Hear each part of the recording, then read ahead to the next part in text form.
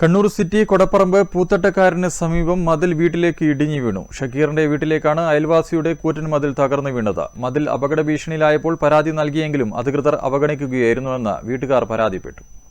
Kannur city കൊടപ്പറമ്പ് പൂത്തട്ടക്കാവിന് സമീപം താമസിക്കുന്ന സ്വകാര്യ സ്കൂൾ അധ്യാപിക ഷഹലയുടെയും ഭർത്താവ് ഷക്കീറിന്റെയും വീടിന് പിൻവശത്തേക്കാണ് സ്വകാര്യ വ്യക്തിയുടെ മതിൽ ഇടിഞ്ഞു വീണത്. വ്യാഴാഴ്ച രാവിലെ 7:30യോടെയായിരുന്നു മതിൽ തകർന്നത്.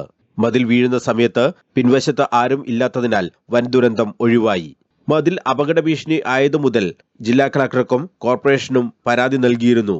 നടപടി ഉണ്ടാകാത്തതിനെ തുടർന്ന് മുഖ്യമന്ത്രിക്ക് വരെ പരാതികൾ നൽകിയിരുന്നുവെന്നും വീട്ടുകാർ പറഞ്ഞു. പരാതി നൽകിയിട്ടും നടപടി സ്വീകരിക്കാത്ത അധികൃതർക്കെതിരെ നിയമ നടപടി സ്വീകരിക്കുമെന്നും കുടുംബം അറിയിച്ചു. ബപ്പത്തിമാൻഡവിട അഷ്റഫ് എന്ന പ്രവാസിയുടെ വീടിന്റെ ചുറ്റുമതിലാണ് ഇടിഞ്ഞു വീണത്. News bureau, Kannur.